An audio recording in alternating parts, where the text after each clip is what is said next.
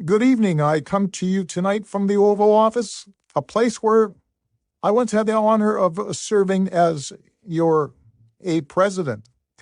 Now, I'm not here to talk about policy or progress or even hope, though Lord knows we could use a little of that.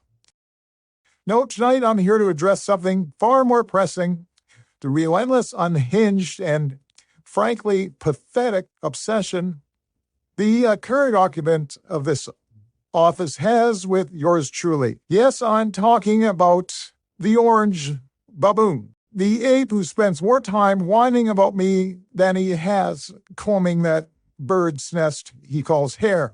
Let's get one thing straight. I've tried to stay away from the fray. I kept my cool, sipped my coffee, and let Big Mike remind me to take the high road. But when a buffoon of a baboon, and I mean a large baboon, I might add, looks like he's been stress-eating Big Macs since 1975, came striding my name through the mud, I've got to set the record straight. And folks, I'm holding nothing back tonight. George Baboon has spent years spewing lies about me. He's called me everything from the worst Ape President in history and a Kenyan con artist. The only foreign thing here is whatever dye you're using to turn your face into a traffic cone. And obsessed with my birth certificate, my legacy, my very existence. He's tweeted about me more times than he's read a book combined. And let's be real, a man's reading list is shorter than his attention span at a policy briefing. Fatso has called me weak, yet he throws tantrums like a toddler who's shit his pants and dropped his ice cream cone.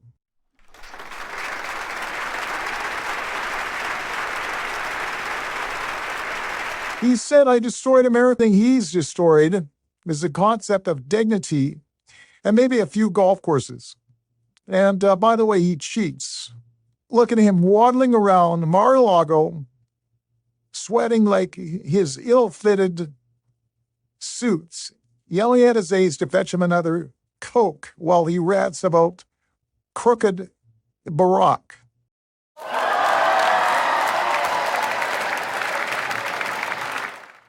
Crooked? The only thing crooked is your spine from carrying all that fast food weight. Now let's talk about the baboon, the self-proclaimed genius.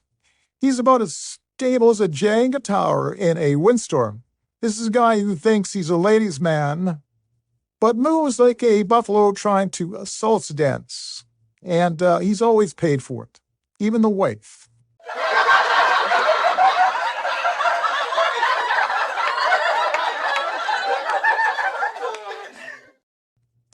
He's out here calling himself a perfect physical specimen after he paid for his doctor's note.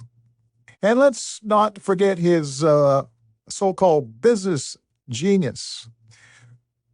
He's bankrupted every company he's ever started, and he did get all his money from his daddy. Now, I know you're thinking, why stoop to his level? Now, that's a fair question, but sometimes when you're dealing with a loudmouth, orange-titted baboon who spent years slandering your family and everything you stand for, you've got to call a spade, or in this case, an asshole, an asshole. Yeah, I said it, asshole. A grade A, gold-plated, self-obsessed asshole who'd rather burn this country down than admit he's wrong. This is from the guy who turned every rally into a WWE smackdown for racist. Calls me un-American. Didn't you try to overthrow an election because you couldn't handle a loosey-do guy who sniffs hair for a living?